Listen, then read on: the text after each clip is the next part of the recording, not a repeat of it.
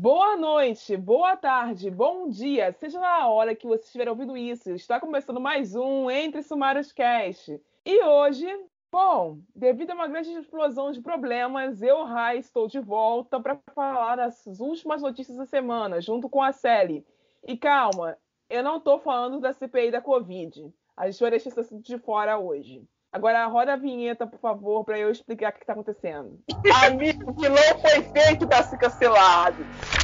E daí, se eu só quero ler uma putaria, se eu só quero ler os caras fazendo neco-neco, sabe? Tipo, e daí? Eu, no caso, vou fazer aqui o papel de advogada do diabo. Pera, M. Então, assim, a gente não pode gostar mais de personagem que não é perfeito. Se a gente é independente, a gente está livre dessas amarras do capitalismo, então a gente pode inovar à vontade.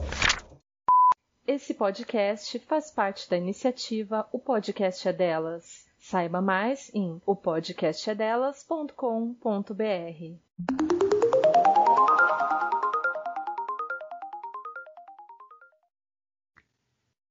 Bom, eu vou começar abordando o caso da autora do livro Diabolic Stepbrother, ou em português, Meu Irmão Diabólico, que tentou processar uma leitora após receber uma resenha negativa que apontava todas as problemáticas do seu livro com requintes de detalhes. Os argumentos que se seguiram a partir daí foram os seguintes. A autora, de nome Luana Pessoa, escreve na sinopse de seu livro as seguintes informações. Existem dois personagens no núcleo principal da história e os dois se odeiam por algum motivo não explicado por essa sinopse. É sério, gente, eu não tô brincando. Eu li a sinopse na Amazon há poucos minutos antes de começar a escrever esse roteiro e não tinha informação nenhuma sobre o porquê que os dois se odiavam. Mas ok. Porém, o desprezo é visível na forma como ela descreve ambos os pontos de vista. Eu não sei se é o caso desse livro, dessa série, dessa duologia, sei lá, porque parece que são dois livros, ser narrada por dois pontos de vista diferentes, ou ser narrada por terceira pessoa, eu realmente não sei. Mas na sinopse, a autora só se preocupou em falar do ponto de vista da personagem principal, que é uma menina, e do ponto de vista do cara que é meio o anti-herói da história. E ela só... É um dark romance, né? Mas eu explico isso aí outra hora. Mas ela se preocupou em dar informação sobre essas duas pessoas. O resto da galera no livro, ninguém liga. Enfim. Mas além disso, na descrição, além de informar sobre os dois pontos de vista da história, sobre o que o anti-herói está vivendo e o que a protagonista está vivendo, ela não informa mais nada. O livro não possui classificação indicativa avisada, e isso na Amazon é possível de colocar, mas ela não avisou. Não tem menção a possíveis gatilhos na sinopse. Já me avisaram que existem gatilhos informados no início do livro, porém nenhum deles se especifica a cena de estupro descrita, que foi uma das maiores partes da reclamação da leitora em si.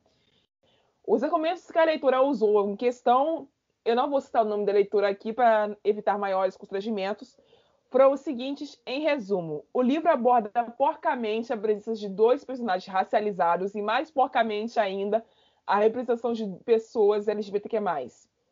Foi feita também a utilização da palavra negro como simbolismo de algo pejorativo ou negativo por diversas vezes. Foram mencionadas falas transfóbicas de forte sensibilidade, além de falas machistas ao extremo, sem aparente justificativa. Boa parte do desenvolvimento dos personagens é baseado em traumas sexuais. E entre muitas outras coisas que você deve estar sabendo, pois a essa altura todos vocês leram aquela thread. O argumento de defesa da autores de boa parte de seus leitores fiéis é que o gênero do livro por si só sustenta as cenas pesadas graficamente expostas e todo o resto da história, já que se trata do subgênero dark romance, vale tudo, inclusive isso e muito mais. Eu vou passar a palavra para a série agora dar notícias sobre os últimos lançamentos de algumas editoras e depois eu volto. Então, ainda falando desse tema, outra coisa também que foi falada na thread é que os atores que a autora colocou como representação dos personagens, eles não eram compatíveis com a raça que o personagem era descrito. Por exemplo, um personagem japonês estava com um fancast de um ator coreano. E isso também é uma coisa que é considerada racista, você colocar num grupo racial todas as pessoas asiáticas, sendo que a gente tem uma variedade absurda. Agora, sobre os lançamentos.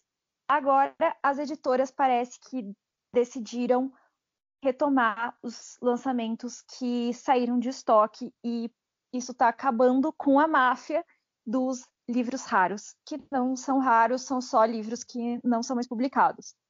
Então, a gente teve isso com o lançamento da série, da trilogia Grisha, e a editora relançou, né, os 3 livros, e que eram muito procurados, custava R$80, R$90 cada um deles.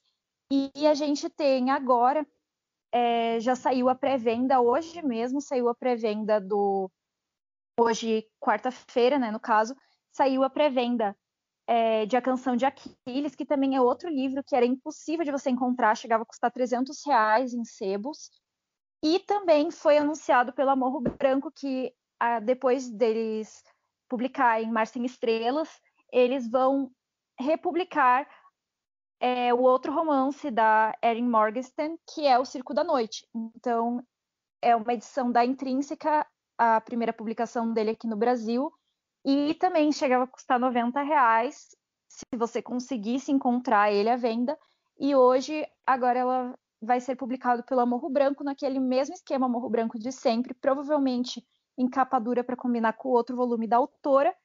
Tomara que essa moda pegue e que eles republiquem vários dos outros livros que estão ficando bastante famosinhos hoje em dia, mas que você não tem mais à venda. Por exemplo, o Feita de Fumaça e Osso, que sumiu do mapa, e a gente tem o terceiro livro aí por R$7.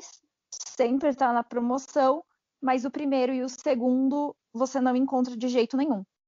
Bom, da minha parte de lançamento, eu vou falar da editora Suma de Letras, a companhia Suma de Letras, né? Porque ultimamente eu não venho me interessando muito por lançamentos de outras editoras, mas a Suma é a Suma, né? A gente abre uma exceção para eles.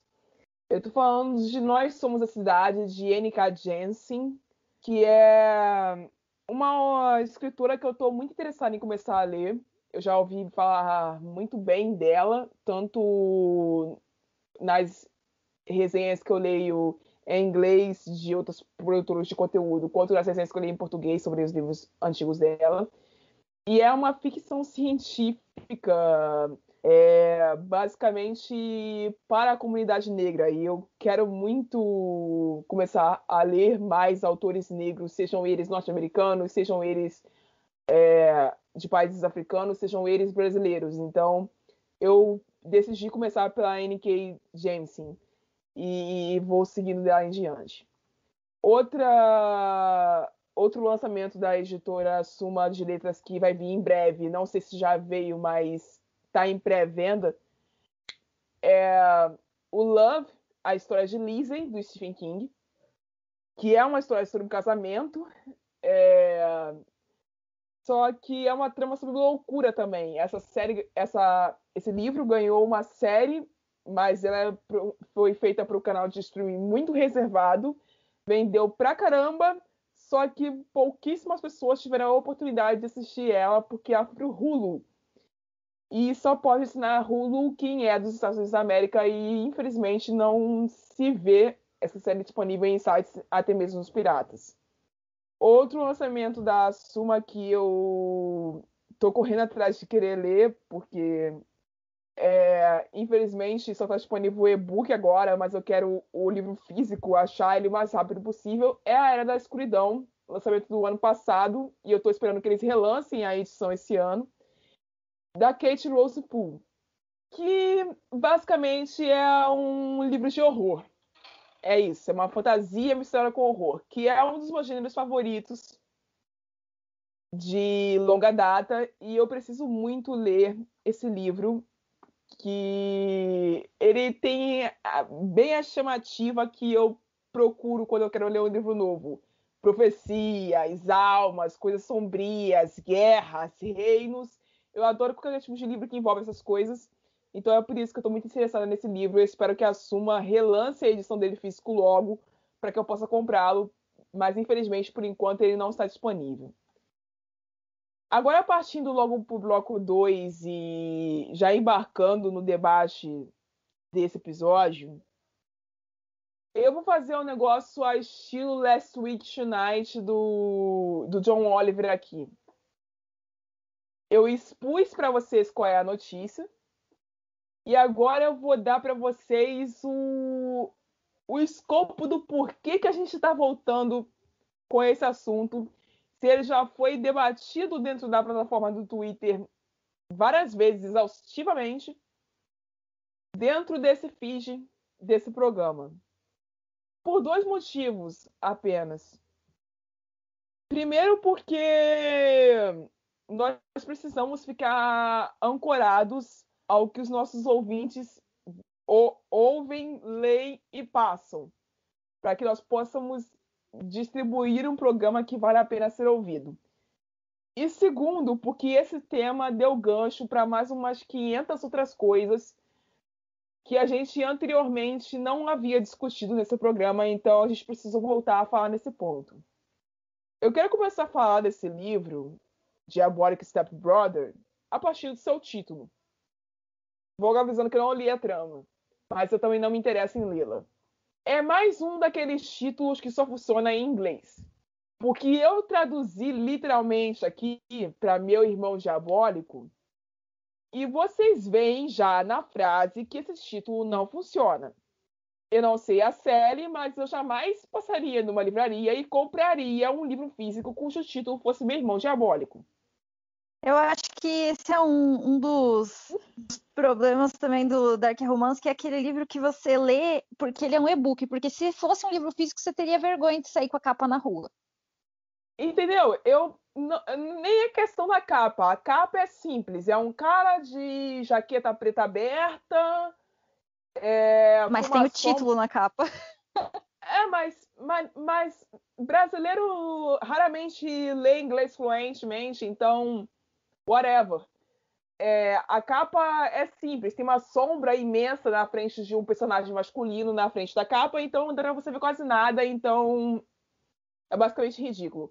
Mas eu não compraria um livro com esse título se o título viesse em português ou se o título viesse em inglês. Não aconteceria essa compra. Porque o título por si já me desmotiva. Mas esse título só funciona em inglês, ele não funciona em português. E é por isso que eu sou a advogada dos autores nacionais que usam os títulos de seus livros em outras línguas quando necessário. Porque realmente tem algumas expressões, algumas frases que não funcionam em português. Não adianta. Você pode fazer o diabo da adaptação que for, ela não vai funcionar. É melhor deixar na língua estrangeira. E enfim, um subtítulo para explicar o que está em cima. E é isso aí. Tá certo? Agora vamos para a abordagem da obra em si. Eu já falei em outros episódios sobre esse subgênero maldito que é o Dark Romance, então eu não vou me alongar sobre o subgênero em si, porque eu fiz uma série inteira sobre isso. Mas eu vou focar na seguinte pergunta agora. O fato de você escrever um gênero te dá respaldo para que você faça qualquer merda em cima dele? Eu sou uma pessoa que escreve e lê terror o tempo todo. Eu já vi muita coisa feia. Assim, coisas horrorosas. E quando eu digo coisas horrorosas, eu não estou falando de coisas assustadoras somente. Eu estou dizendo de coisas que são mal escritas, coisas que são mal abordadas, finais que são mal explicados. Eu já vi coisas horrorosas. Inclusive, eu vi essas coisas vindas dos meus autores favoritos. Então, assim, eu tô calejada já. Acontece que esses anos me renderam a noção de que a resposta para essa pergunta que eu fiz é não. Não existe gênero na literatura, seja ele dark ou não, que te dê respaldo para que você faça certas coisas. E mesmo assim, se você achar-se nos direitos de fazê-lo, você deve se ver na obrigação de relatar ao seu leitor que tal coisa existe. Outra coisa que eu leio muito são biografias. Não sei se vocês estão acostumados com esse gênero, mas eu leio muito a biografia. E eu li a biografia do Ozzy Osbourne. Sim, aquele Ozzy Osbourne. A biografia do cara é cheia de morte. Até porque ele foi declarado morto 3 vezes. E tá vivo hoje. Mas enfim, isso não veio ao caso. A biografia do cara fala sobre morte, fala sobre o uso de drogas ilícitas, fala sobre ressaca, fala sobre overdose, fala sobre sexo, fala sobre um monte de coisa pesada, é cheia de palavrão, cita as letras das músicas dele do Black Sabbath e fora do Black Sabbath, que fala sobre referências ao satanismo e etc. É um negócio escandaloso. E é uma biografia cheia de avisos por toda ela. Eu tenho a edição física. É uma biografia com seu de mais 18 cravado na capa. Importante. Tem um disclaimer do lado, gigante. Do lado de dentro da biografia tem avisos também sobre isso. Aliás, o sumário desse livro é um espetáculo. Cada capítulo ele descreve a merda que tá lá dentro para você se prevenir na hora de ler. É um espetáculo. Tanto a parte 1 quanto a parte 2 da biografia do Ozzy Osbourne possuem isso. E o porquê que eu tô dizendo... Oi. Um problema também de toda essa bagunça que aconteceu foi que a própria menina que ficou tão famosa com a Trid, né, com a resenha dela sobre esse livro, ela mesma não é maior de idade. Pois é. Então, mas eu vou chegar outro nesse problema ponto. também, outro BO também de você ler, você ter tanta liberdade, né, no Kindle Unlimited e de você poder pegar qualquer e-book a qualquer hora, acaba que as pessoas elas nem param para ver o que elas estão pegando para ler, né? E mesmo que parem, cadê a Amazon tendo controle desse tipo de coisa, desse tipo de orientação? Cara, mas assim, o controle que a Amazon faz é o controle que outras plataformas também fazem. Como eu disse anteriormente, na Amazon existe, se você for autor independente, se você trabalhar para uma escritora, a opção de você alertar que o seu livro é classificação de 18 anos, que o seu livro é classificação de 16 anos, ou que o seu livro é classificação livre. Tem lá. Mas assim, por exemplo, é só fazer. Eu não sei se você já tentou comprar alguma bebida alcoólica na Amazon. Não. Quando você tenta comprar uma bebida alcoólica na Amazon, eles abrem uma caixinha e colocam lá um aviso a mais. Então, assim, não é só, tipo, você confirmar o pagamento. Tem lá um aviso. Você garante que é maior de 18 anos, você está comprando, né, um produto para maior de 18 anos. Isso aconteceu comigo quando eu tentei comprar... Meu Deus, esqueci o nome agora. E se o CPF do titular da conta não é de um maior de 18 anos, você precisa inserir o CPF de alguém maior de 18 anos. Aconteceu comigo quando eu comprei a mente de Adolf Hitler. Eu comprei recentemente. Aconteceu comigo. Então, apesar de não ser garantido, é claro, qualquer um pode dar cheque ali numa caixinha. Mas é um aviso, porque assim, quando você vai ler um livro no Kindle Unlimited, e você vai ler pelo aplicativo do Kindle, o próprio aplicativo ele já pula todos os disclaimers e parte para o capítulo 1.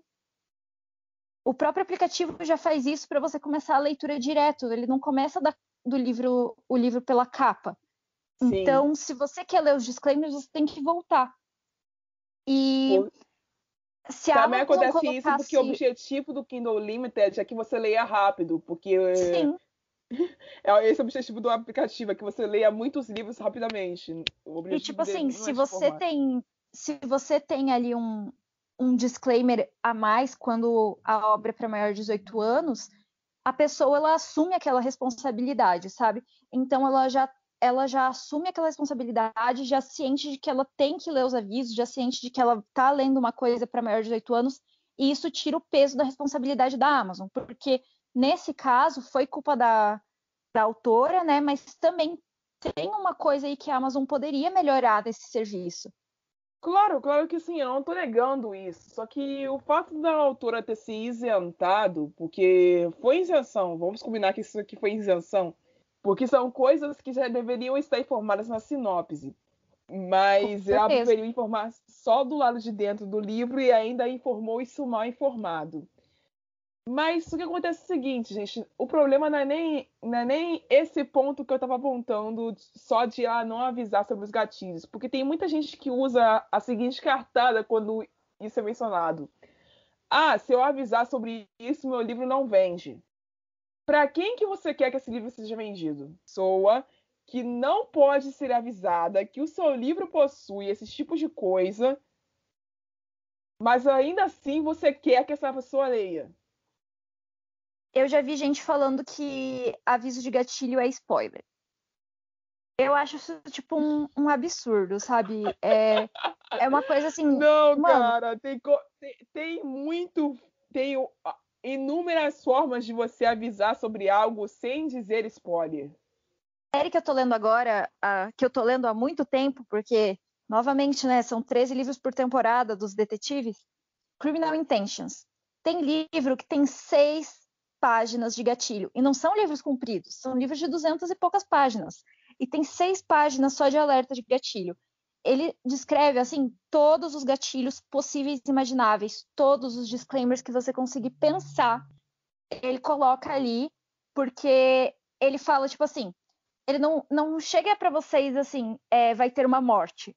Ele diz assim, vai ter uma morte, ela vai ser feita por faca, ou ela vai ser feita por arma, ela vai ser feita por isso, por aquilo. Tipo, ele descreve tudo que vai ter, e mesmo assim, todos os livros, com 200 páginas, eu fico de boca aberta. Então, eu acho essa a maior baboseira que existe, porque é muito importante você ter esses alertas de gatilho, porque eles são para proteção do leitor e para proteção do autor desse tipo de situação também. Para o autor poder se eximir da culpa quando uma pessoa lê uma coisa que ela não estava preparada para ler. Então, o autor ele pode chegar e dizer, não, eu tenho aqui os alertas de gatilho, e nos alertas de gatilho você estava notificado que você ia ter uma coisa que poderia te dar um gatilho. E eu descrevi qual era essa situação que tinha no meu livro. Então, o leitor ele não vai ser surpreendido por isso. Se ele acabar descobrindo que aquilo é um gatilho para ele, a responsabilidade é dele por conta disso. E, obviamente, ele deveria ser, né, maior de idade lendo isso. Então, assim, essa questão do alerta de gatilho também é uma coisa que a gente está discutindo hoje, mas que eu lembro que não existia antes. Por exemplo, que nem eu falei no último episódio, que eu li O Caçador de Pipas, eu tinha 9 anos, e tem uma cena de estupro entre crianças, tipo, uma criança estuprando outra criança logo no começo do livro. E não tem alerta nenhum. Mas é um livro muito antigo, O Caçador de Pipas, eu nem sei, é dos anos 2000, se eu não me engano. Então, é um livro para mais de 20 anos atrás. Hoje a gente tem a sensibilidade de saber que esse tipo de coisa é muito importante e muito relevante para o leitor. Eu também tive uma experiência complicada com livros para maiores de 18 anos. Quando eu tinha 15 anos, acabei lendo um livro com uma cena erótica muito forte, mas eu li online, não foi uma experiência de livro físico, e mesmo assim me deixou um pouco abalada, mas eu consegui lidar com aquilo. Não são todas as pessoas do mundo que conseguem. Então é por isso que a gente está batendo tanto nessa tecla aqui. Mas agora, adiantando um pouco o assunto, indo para a parte onde a menina, quando eu digo a menina, eu digo a leitura, tá, gente? Ser menor de idade e estar diante de uma obra dessas, estar lendo uma obra dessas, eu não digo apenas que é irresponsabilidade dela como uma adolescente de ter recebido recomendações sobre esse livro e ter procurado e ter seguido a leitura. Não digo isso porque a maioria dos adolescentes da idade dela, ou mais ou menos, vou botar aí na faixa etária de 12 a 17 anos, estão lendo as mesmíssimas coisas, se bobear piores. E te digo mais, estão fazendo coisas tão escabrosas quanto lá fora.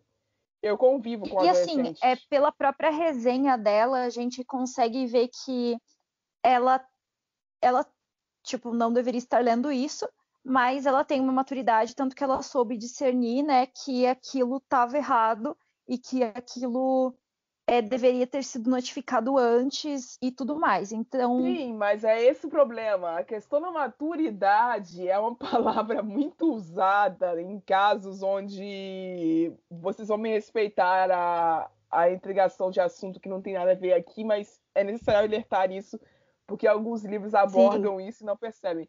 Ah, você é madura demais para sua idade, é por isso que eu te quero. Vocês já devem estar cansados de ouvir essa frase.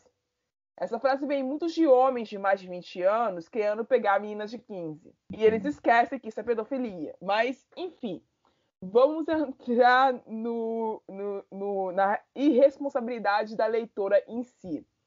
Ela ter continuado a leitura depois de perceber que tipos de livros se tratava, é culpa dela. Ela leu esse livro até o final, ela podia ter parado. Ela simplesmente podia ter parado. Mas é aquele negócio, né? A curiosidade move a gente. E o ódio também move. Então eu imagino que seja um daqueles casos onde ela ficou com tanta raiva que ela quis ler até o final para saber se tinha alguma terminou o livro com sangue no olho. Alguma justificativa, alguma coisa que valesse a pena no fim daquilo tudo. Eu entendo esse tipo de atitude, inclusive eu já cometi esse erro, mas não é uma atitude que eu cometeria de novo agora com quase 24 anos. Agora, quando eu leio uma coisa e percebo que vai dar errado, eu já largo no início. Eu não vou até o fim. É um conselho que eu deixo para vocês. Não se sintam obrigados a terminar livro nenhum. Abandonem. É sério, abandonem. Não tem sensação melhor do que você abandonar algo que está te fazendo mal. Abandonem. E moving on. Seguindo em frente. O fato dessa autora ter tentado mover um processo, ter tentado uma judicialização contra a resenhista por conta de uma crítica negativa, sendo que o livro dela tem mais 3 críticas negativas super duras dentro do site da Amazon, expostas para Deus e o mundo ver, me faz pensar se ela queria focar esse processo nela ou se ela ia estender para as outras pessoas que também deixaram seus comentários lá na Amazon. O que me pareceu na apresentação do decorrer da história foi que foi mais um uso de intimidação do que uma verdadeira tentativa de judicialização. Porque se ela realmente estivesse tentando estabelecer um processo, tanto é que primeiramente não havia crime nenhum ali sendo praticado. Menores de idade são inimputáveis, então mesmo que houvesse crime sendo praticado, a menina não seria responsabilizada por isso. Os pais dela seriam. E os pais dela iam jogar daí pra cima da autora e da Amazon, e é isso aí. Pois é. E eu, como estudante de direito, vou vir aqui vestir a minha alçada e falar para vocês o seguinte: a acusação de danos morais, que era que ela queria impor, não se sustenta. Eu queria usar outra palavra, mas vai ficar essa. Não se sustenta. Vou explicar o porquê rapidamente. Primeiro, para você acusar alguém de ter te causado danos morais, não basta a pessoa ter reclamado de algo que você fez, ou ter xingado você, ou ter te atribuído algo. O dano moral só se faz presente quando você tem provas a apresentar sobre isso. E quando eu te digo provas, é relatório atrás de relatório. Mas, Rayane, existem os prints. Nada naqueles prints indica dano moral. Não indica difamação, não indica calúnia e nem de perto indica injúria. Então, não existe tipificação criminal onde uma resenha crítica caiba como parte inteiriça de um desses crimes que eu acabei de citar. É ridículo ela ter tentado fazer algo assim. E só dá abertura para que os pais da menina corram atrás de um processo maior contra ela, porque ela, sim, pode ser denunciada por assédio moral, por ela ter perseguido a garota e por ela ter enfatizado essa intimidação. Ela, sim, pode fazer isso. Entenderam a diferença? E também por ter motivado outras pessoas, né, as leitoras dela, a irem atrás da garota. Exato, isso se enquadra no crime de cyberbullying, que eu não sei se vocês estavam ligados disso, mas cyberbullying é crime, tá, galera? Existe lei pra isso. Tararam. Então, assim, a pena que ela iria pagar seria uma multa, provavelmente. Se caso esse processo seja movido, provavelmente vai ser uma multa. O Estado não prende por esse tipo de ação, então eu não vejo por que ela seria presa. No caso, a autora, tá dizendo de novo para ninguém esquecer. O que fica a critério é o seguinte, galera. Se vocês vão publicar seus livros, seja lá qual gênero vocês pertencerem, quando necessário for, acionem a leitura sensível de pessoas racializadas, para as pessoas racializadas citadas nos seus livros. Quando não for necessário, acione a leitura sensível para pessoas LGBTQs nos seus livros. Quando for necessário, acione a leitura de pessoas que sofreram traumas sexuais para que seja feita a leitura sensível nos seus livros. Eu sei que nem sempre é fácil encontrar esse serviço, mas ele existe. Eu sei que nem sempre é fácil pagar por esse serviço, mas ele está lá para ser alcançado quando se vê a necessidade dele ser colocado em prática. E outra coisa que eu queria alertar vocês sobre esse ponto específico. O seu livro não vai vender menos por ele ter avisos. O seu livro não vai vender menos por ele ter sido extirpado por um editor. Ele vai vender a mesma coisa, o que seria o seu trabalho bruto. Ou até mais. Às vezes ele vai vender até mais, porque a pessoa ela vê que você teve um trabalho de editoração, um trabalho de leitura sensível, que tem outras pessoas que cuidaram desse livro para ele valer o dinheiro que o leitor está pagando nele. E o tempo que o leitor está investindo. E outra coisa, eu sei que vai vir um argumento. Ele é autor independente, ela não tem dinheiro para arcar com isso. Ei, eu sei, eu sou autor independente e estou lutando há 2 anos para conseguir publicar um conto, porque eu não tenho dinheiro para preparação. Eu sei, tá? Acontece o seguinte, quando você se bota na cabeça que você tem que escrever um livro desse tamanho, igual o que ela tá fazendo, você tem que botar na sua cabeça também que se você quer publicar ele para o mundo ver, você tem que arcar com as responsabilidades financeiras da publicação dele. É só isso. Sinto muito. Sai mais caro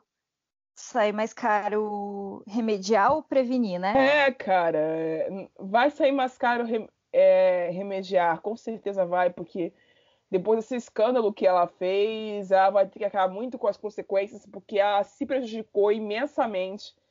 E nesse embalo, ela ainda conseguiu prejudicar muitos outros autores, porque ela deu para muita gente a impressão de que todos nós, e como eu digo nós, eu digo autores independentes, somos assim, somos como ela. E nós não somos. E até a gente provar que isso não é verdade, vai levar uns largos anos. Mas era isso que eu tinha para falar hoje e eu encerro aqui meu TED Talk. É isso aí.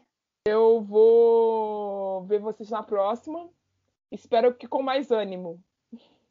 Espero que com notícias mais felizes. Com notícias mais felizes. Porque realmente essa semana foi pesado. Comprem os lançamentos aí, galera. Muito bons. É isso aí. Tchau. Tchau.